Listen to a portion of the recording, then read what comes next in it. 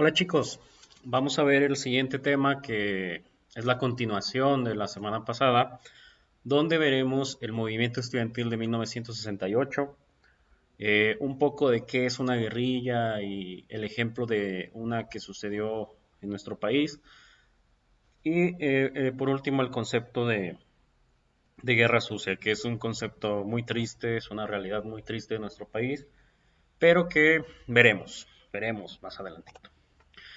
Para empezar con el movimiento del 68, tenemos que ubicarnos en los contextos, tanto en el contexto mundial como en el contexto local. En el contexto mundial, estábamos en una época, la década de los 60, en todo el mundo, era una época de liberación, liberación sexual, de uso de drogas, todo este movimiento hippie que había en el mundo, ¿no? Y que estaba principalmente focalizado en los grupos jóvenes. Estos grupos jóvenes que son los primeros en levantar la voz y en tratar de romper el status quo, ¿no? Del tradicionalismo. Y en el contexto local encontramos a Gustavo Díaz Ordaz como presidente de la República. Ya lo habíamos visto en los videos de Tragicomedia. Gustavo Díaz Ordaz es el presidente que le decían el simio. Era un presidente un tanto feo, ¿no? Y Gustavo Díaz Ordaz era un presidente muy autoritarista, ¿no? Le gustaba mucho el control. Entonces, cualquier movimiento social que existía, ¡pum! Golpe. Era como el capítulo de Los Simpson, ¿no? De dices algo y tabla, dices otra cosa, tabla. Pues así era con Gustavo Díaz Ordaz. Él era un presidente muy autoritario. Vamos a dividir el movimiento del 68 en tres etapas. La primera etapa, más o menos es del mes de junio a inicios del mes de agosto de 1968. Al contrario a lo que muchos dirán, que el movimiento 68 fue porque hubo estudiantes rebeldes y demás, no. La realidad es que el detonador del movimiento fue una pelea entre estudiantes de dos preparatorias. Es como si se pelearan los del BA contra los del Bachillerato del Deporte, que están ahí cerquitas. Llegara la policía y a todos los agarra, los golpean, los persiguen y los detienen. Así sucedió en aquella época. Los estudiantes se pelearon, llegó la policía de la Ciudad de México, empezó a perseguirlos, los golpeó, o sea, hubo una fuerte represión y eso provocó que maestros y alumnos de las preparatorias hicieran un paro de 72 horas. Esto en manera de protesta por la manera tan fuerte en que el presidente, en que el gobierno había actuado en contra de los estudiantes. La respuesta del gobierno fue otra vez de represión y como ya lo hemos visto en estas últimas clases, echó a andar una maquinaria de espionaje y de persecución política contra todos los actores que estuvieran al frente del movimiento, ¿no? O sea, imagínense que había estudiantes que eran líderes del movimiento, que trataban de organizar a todos los demás compañeros y el gobierno lo que hacía era hacer trabajo de espionaje, donde veían pues dónde vivían, cuáles eran sus relaciones, y trataban de asustarlos más que nada, ¿no? Entonces, esto fue más o menos todo el mes de junio, julio, de esta forma en cómo se fue llevando el movimiento. Fue donde empieza más bien el movimiento, pero el 29 de julio es donde ahí sí ya fue el colmo y es donde estalla totalmente el movimiento. ¿Por qué? La policía junto con el ejército empezaban a perseguir a los estudiantes. Era un grupo de estudiantes que van a la preparatoria 1 de la UNAM, que era la preparatoria donde está el antiguo colegio de San Ildefonso, y se meten a la preparatoria. Vemos en la imagen ahí el famoso bazucazo de San Ildefonso. Esa puerta de madera era una puerta histórica, una puerta de inicios de la etapa de la colonia de nuestro país. Y los policías y los militares para entrar por estos estudiantes utilizan una bazuca. Una bazuca es una especie de es casi una bomba, ¿no? Que se dispara hacia un objetivo y estalla. Y ellos volaron la puerta de San Ildefonso y entraron por los estudiantes. ¿Y esto qué es lo que provoca? Provoca principalmente la, la policía violentó el significado de la autonomía.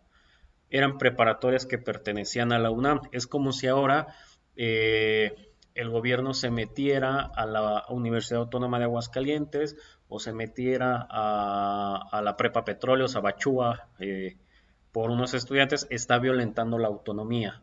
Si hay algo que defendemos los universitarios o los que estudiamos en la universidad, en alguna universidad autónoma, y eso es en todo el país, es nuestra autonomía, ¿sí? Porque la autonomía te permite no deberle favores ideológicos, no deber favores también de tipo religioso, político, a nadie. O sea, te garantiza la libre cátedra, perdón. Entonces, yo les creo que ya a ustedes ya les he explicado más o menos cómo funciona la autonomía, en este caso de la policía. La policía solamente puede entrar a la universidad con un permiso. La policía solamente puede entrar con la condición de que deje las patrullas fuera de la universidad, deje sus pistolas, sus armas en la caseta de vigilancia de la universidad y entran caminando y entran desarmados los policías, pero solamente con un permiso. Entonces, acá no sucedió así. La policía se metía a los territorios de la UNAM como si fuera su casa, y eso provocó la molestia ya no solo de estudiantes, de alumnos, sino ahora también del rector. Lo que podemos destacar de la primera etapa, que es hasta aquí donde termina, es que hay dos principales características. La primera es que la respuesta de los alumnos no era coordinada. O sea, los alumnos actuaban casi casi que por instinto y solamente se levantaban en, en protestas, pero era una por allá, otra por acá. No tenían organización. Y la segunda es que el gobierno fue aumentando la violencia. ¿Por qué? Porque ya había muertos. Ya había uno que otro muerto derivado de los golpes que propinaban los policías y los miembros del ejército a los estudiantes, y también ya había más de 1000 detenidos por estas manifestaciones que hacían los estudiantes. Pero la segunda etapa, que es para mí la más padre, la más chida de todo, podemos destacar dos cosas. La primera es la creación del Consejo Nacional de Huelga. ¿Qué era este Consejo Nacional de Huelga? Bueno, era representantes de los estudiantes que se encargaban de realizar asambleas y de organizar toda la lucha de los estudiantes. ¿Y qué era lo que hacían?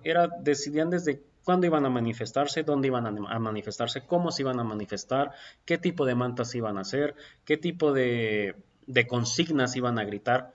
Ellos eran los que organizaban todo.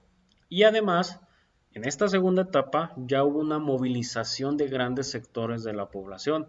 Ya no solamente eran los estudiantes de preparatoria, ya no solamente eran los estudiantes de la UNAM, se les agregaron los estudiantes del Instituto Politécnico Nacional, de escuelas normales, de la Escuela Nacional de Agricultura, de sindicatos, de padres de familia, de la sociedad en general. Y lo podemos ver en las imágenes, ¿no? O sea, era variada la forma de lucha que tenían los estudiantes. Desde mantas con el Che Guevara, que se tomó como ejemplo, la Revolución Cubana siempre ha sido el ejemplo de todas las manifestaciones de la segunda mitad del siglo XX hacia acá, los diferentes tipos de mantas, los padres de familia se unieron y era una lucha no solamente de hombres, sino que también las mujeres eran las que participaban. Todos los estudiantes salían a las calles. Se dice que había más de 200,000 estudiantes en algunas manifestaciones encabezadas por el rector de la UNAM. Manifestaciones que el gobierno trataba de detener y que no salieran de Ciudad Universitaria.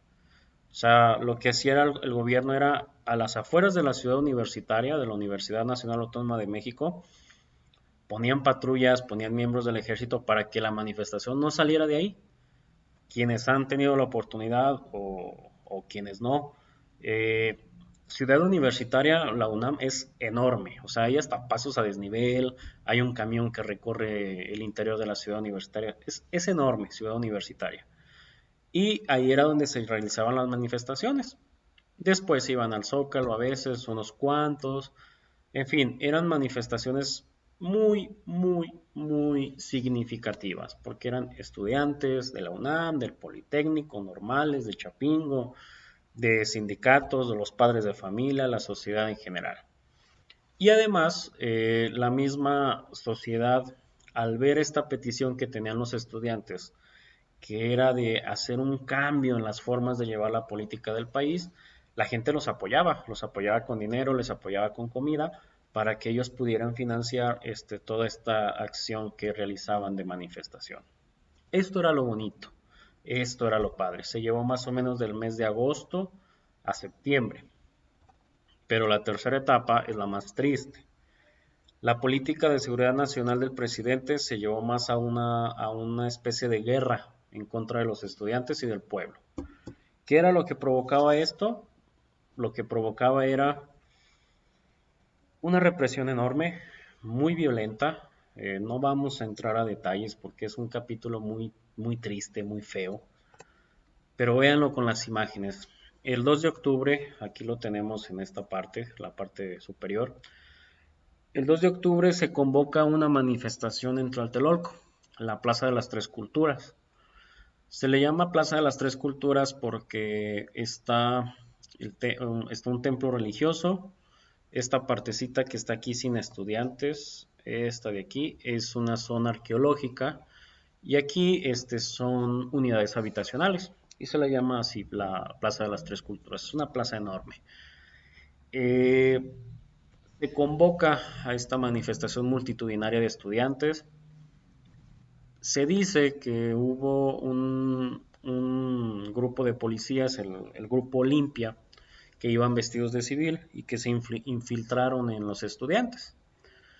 Y en esta parte, si ustedes lo pueden ahí observar, si alcanzan a ver el mouse, son las unidades habitacionales donde estaban miembros del ejército. ¿Qué fue lo que pasó? Que el grupo Olimpia estaba en esta parte y empieza a disparar a los miembros del ejército y los del ejército empiezan a contestar. De tal forma que fue un fuego cruzado. O sea, empezaron a disparar a lo tonto. Los estudiantes obviamente empezaron a correr. Imagínense un tanque de guerra ahí en esa plaza de las Tres Culturas. Y lo demás pues es historia. O sea, lo demás es matanza, literalmente. Se dice, el gobierno dice, y Gustavo Díaz Ordaz lo decía, les voy a poner esa grabación ahí en la plataforma. Él no se arrepiente, él dice que incluso fue algo necesario. Eh, el gobierno dice que fueron unos cuantos los que murieron. Las cifras de estudiantes que salieron a esa manifestación y no regresaron a sus casas está en miles de estudiantes. Algunos miembros del Consejo Nacional de Huelga narran que llegaron a ver incluso camiones del ejército repletos de cadáveres y que los llevaron al centro militar. Seguramente ahí los enterraron o los quemaron. En fin, es un capítulo muy triste, muy triste. O sea, ustedes pueden ver en las imágenes, o sea, los estudiantes les quitaron su ropa, a otros los golpeaban, el tanque de guerra ahí en medio de los estudiantes, como si fuera algo malo, como si los estudiantes fueran lo peor, y cosa que no es. México desde ese momento ya no fue el mismo. México en ese momento cambió. Como lo dice la consigna del 2 de octubre, no se olvida. Cada año se hace una marcha en el que los estudiantes, a mí me tocó participar en alguna siendo estudiante de la universidad. Recordamos ese capítulo triste, es un capítulo muy feo, es un capítulo muy triste del 68, que básicamente lo podemos resumir a una guerra del gobierno en contra de sus jóvenes, de sus estudiantes. Básicamente es el resumen del 68. Pasamos al siguiente tema, que es el de las guerrillas. Ya habíamos visto que era un movimiento social, que un movimiento social era un grupo de personas que buscan lograr un cambio en la sociedad, ¿no? Podemos definirlo de una manera muy pequeña. Y vimos otras cosas complementarias que nos daba Tilly, el autor Tilly. Pero ahora vamos a ver qué es una guerrilla. Bueno, la guerrilla Es una organización militar. Son personas que tienen adiestramiento militar, preparación militar, pero no pertenecen al ejército. Ellos lo que tratan de hacer con esa preparación militar es luchar contra el gobierno para imponer un modelo político, un modelo social y un modelo económico que sea diferente a los intereses del gobierno. Generalmente este modelo político, social y económico es el modelo socialista. Su tipo de lucha consiste en realizar ataques sorpresas, con emboscadas, realizando emboscadas al ejército, a la policía, dinamitando instalaciones, dinamitando caminos, dinamitando puentes, el robo de armas, robo de provisiones, robo de bancos, secuestros, y cobran fama las guerrillas en Latinoamérica, sobre todo a partir de 1950 hasta nuestros días. Y esto todo por el boom que causó la Revolución Cubana. La Revolución Cubana, ustedes lo van a ver en sexto semestre. Eh, si me toca darles clase, téngalo por favor que lo vamos a ver. La Revolución Cubana es este movimiento de guerrillero, donde encabezado por Fidel Castro y el Che Guevara, 80 personas se internan a Cuba, a la Sierra de Cuba, a la Sierra Maestra, y ahí lo que hacen es luchar en contra del gobierno y logran derrocarlo, 80 personas. Y así es como funciona una guerrilla, ¿no? Repito, es una organización militar, una organización de personas que tienen preparación militar pero que no pertenecen al ejército y que buscan imponer el modelo político, social y económico del socialismo, ¿sí? Vamos a ver una que es muy famosa. México ha tenido varias. Ha tenido eh, el asalto al cuartel Madera en Chihuahua en los años 50, el movimiento agrarista de Rubén Jaramillo, el que vamos a ver que es el movimiento del Estado de Guerrero con Lucio Cabañas y Genaro Vázquez, el movimiento LZLN, ha tenido guerrillas urbanas como es la Liga Comunista 23 de septiembre, ha tenido varios movimientos de guerrilla. En este caso nosotros vamos a ver la más famosa junto con la del ZLN, que es el último tema, que vamos a ver la siguiente semana, y la de Lucio Cabañas y Genaro Vázquez, que a mí en lo particular me gusta mucho. Es una historia bonita, pero a la vez también triste y trágica por cómo termina. ¿Quién era Lucio Cabañas? Bueno, Lucio Cabañas era un maestro normalista. Él estudió en la Normal Rural de Ayotzinapa. A lo mejor ustedes eran muy pequeños, pero Ayotzinapa en 2014 se volvió famosa por esta desaparición de 43 estudiantes de Ayotzinapa. Ayotzinapa históricamente ha sido el centro político de las escuelas normales rurales. Y siendo normalista, se convierte en secretario general de la Federación de Estudiantes Campesinos Socialistas de México. ¿Qué es esto? La Federación de Estudiantes Campesinos Socialistas de México es donde están reunidos todos los estudiantes de las escuelas normales rurales. El principal objetivo de la federación es luchar porque se conserve el modelo de escuela normal rural. La escuela normal rural es una especie de internado donde estudian personas de bajos recursos, son personas pobres que no tienen la oportunidad de pagar una licenciatura y se trasladan a estudiar en estas normales rurales. La normal rural les otorga lugar donde quedarse a dormir, les otorga comida y les otorga las clases para ser maestros normalistas. Eh, en Aguascalientes tenemos una, que es la Escuela Normal Rural Justo Sierra, que normalmente es conocida como la normal de Cañada Honda.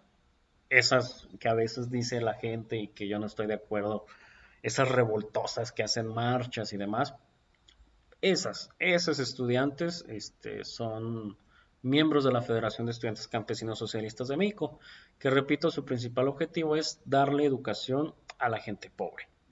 Una vez que sale Lucio Cabañas de la Normal Rural, que es el personaje que tenemos ahí, se convierte en maestro del pueblo de Atoyac. Atoyac es un pueblo pequeño que está en la Sierra de Guerrero y que es un pueblo muy, muy pobre. Y él convoca una huelga en mayo de 1967. ¿Y por qué convoca esa huelga? Porque el director de su escuela exigía que los alumnos compraran uniformes para que fueran uniformaditos a la escuela. Y Lucio Cabañas estuvo en contra. Estuvo en contra porque era una comunidad muy pobre. Y él decía, o sea, nuestros estudiantes vienen a veces con hambre, a veces sin tener algo donde escribir, y usted quiere que les compren uniformes, pues no, es algo ilógico. Y él inicia una huelga. La huelga, se hace en la plaza pública de Atoyac en mayo, en finales de mayo del 67, y pues la policía de Guerrero llega y reprime totalmente, ¿no? Balacera ahí. Él huye a la montaña, en donde inició con la Brigada de Ajusticiamiento. Así se llamaba su grupo guerrillero, Brigada de Ajusticiamiento, la cual fundó junto con Genaro Vázquez. Genaro Vázquez también es maestro normalista, también de Ayotzinapa. Eh, y bueno, eran 300 miembros aproximadamente de la brigada. ¿Qué es lo que hace la brigada? Bueno, se internan en la sierra y dentro de la sierra empiezan a tener preparación militar, armas y demás, manejo de armas. Y el movimiento era financiado por los secuestros y robos a bancos que realizaban. También lo que tenía la brigada era su parte institucional, su parte, digamos que tranquila, porque fundaron el Partido de los Pobres, así se llamaba, en un partido político, el Partido de los Pobres. Y era un partido de ideología de izquierda, de ideología socialista, que buscaba la igualdad de las personas. ¿Sí? Entonces, eso es lo que hay que destacar de esto, que tenían su parte institucional con el Partido de los Pobres, pero también su parte armada a través de la Brigada de Ajusticiamiento. El gobierno mexicano se da cuenta de este foquito rojo que había en la Sierra de Guerrero y se dice que mandaron a más de 16,000 soldados a perseguirlos. Pero no pudieron detenerlos, no pudieron acabar con ellos, hasta que en diciembre del 74 eh, a la brigada se le ocurre secuestrar a Rubén Figueroa. Rubén Figueroa era un senador de la República del PRI, y que en las siguientes elecciones del año que seguía, en el 75, prácticamente estaba seguro como nuevo gobernador del estado de Guerrero. Deciden secuestrarlo y el ejército, durante el intento de rescate, asesina a Lucio Cabañas. Genaro Vázquez lo asesinan, la forma en que lo asesinaron fue, Genaro Vázquez tuvo un accidente automovilístico, estando internado en el hospital, llegó el ejército, se metió al hospital y lo mataron, lo remataron ahí dentro del hospital. Y eso nos da pie, hasta aquí terminamos la parte de la guerrilla, ¿no? Que es este movimiento con preparación militar que está dentro de la sierra, etcétera. Y nos vamos a la etapa, desde mi punto de vista, más triste, más de vergüenza como mexicano que puede existir, ¿no? Que es la guerra sucia. La guerra sucia es esta etapa desde los años 50 hasta el año 2000, más o menos 50 años, en la cual el gobierno, a través de los militares, se encargó de reprimir toda manifestación que había. Si ustedes tenían ganas, por ejemplo, lo que se hizo en el, este pliego que hicieron en marzo las chicas del bachillerato, donde exigieron pues que se les respetara. En aquellas épocas no se hubiera podido hacer. O sea, ahorita nosotros tenemos la libertad de salir y gritar y manifestarnos. En aquella época no. El gobierno, a través de la policía, de los militares, te reprimía. Si bien te iba, te golpeaba y te metían a la cárcel. Te metían a la cárcel bajo el delito de disolución social. Este delito que se inventaron y que las cárceles estaban llenas de personas que estaban culpadas por disolución social, pero no no por rateros, no por secuestradores, no por violadores. Era disolución social lo que estaba lleno las cárceles, ¿sí? Entonces, ¿qué fue lo que hicieron? Crímenes, encarcelamientos, desapariciones forzadas. Se dice, hay libros, creo que ustedes me han llegado a ver leyendo uno, ¿no? Verde, grueso que tengo de Glockner, donde se desaparecían las personas, se les asesinaba, se les mataba. Incluso narra algunas acciones donde se los llevaban en aviones a la parte del mar, al océano, les amarraban una piedra y los aventaban para que no flotara el cuerpo. No se sabe realmente cuántas personas están desaparecidas desde entonces. El gobierno dice que son alrededor, bueno, el gobierno nunca ha dicho nada. Más bien la Organización Nacional de las Naciones, la Organización de las Naciones Unidas, perdón, dice que tiene más de 300 expedientes abiertos de desapariciones forzadas. Hay otros organismos que tienen más de 500. No se sabe realmente cuántas personas murieron ni cuántos desaparecieron. Es una etapa muy fea, muy triste. Y les puse de ejemplo el caso Radilla. Rosendo Radilla fue detenido el 25 de agosto de 1974. Rosendo, su pecado, ¿cuál era? Ser un compositor de corridos. Los corridos, estas canciones que narran algunas acciones, algunas forma de vida de personajes. Rosendo hacía corridos de Lucio Cabañas, de miembros de la guerrilla, de muchas personas hacía corridos. Ese fue su delito, hacer corridos. Y lo detuvieron en un retén militar el 25 de agosto y desde entonces no se sabe de él. Nunca más se volvió a saber de él. La familia se ha movilizado y hasta la fecha es un caso que está abierto. En el 2008, me parece, la Comisión Interamericana de Derechos Humanos demandó a México. Demandó a México por el caso de la desaparición de Radilla. México fue a la comisión y aceptó que, que realizó la detención de Rosendo, pero porque no saben dónde está. O sea, que se siguen las investigaciones de ver dónde está. Digo, 1974, estamos hablando de 46 años, casi ya 46 años y no saben dónde está. Seguramente el señor ya está muerto. México fue declarado culpable de la desaparición de Radilla, se le comprometió a seguir buscándolo, se le comprometió a cambiar su legislación, la forma de hacer las cosas en cuanto a las detenciones, se le, se le obligó a pagar una multa tanto a la comisión como a la familia de Radilla, pero hasta ahorita pues no se ha encontrado al señor. Es un caso que sigue abierto, se le sigue buscando, pero pues seamos realistas, lo más seguro es que el señor ya esté muerto. Estos son los temas que íbamos a ver, ¿no? Que vamos a ver este día. Repito, el movimiento del 68, este movimiento estudiantil, que todos los estudiantes debemos de sentirnos orgullosos de él, porque es un movimiento que nos ha abierto las puertas.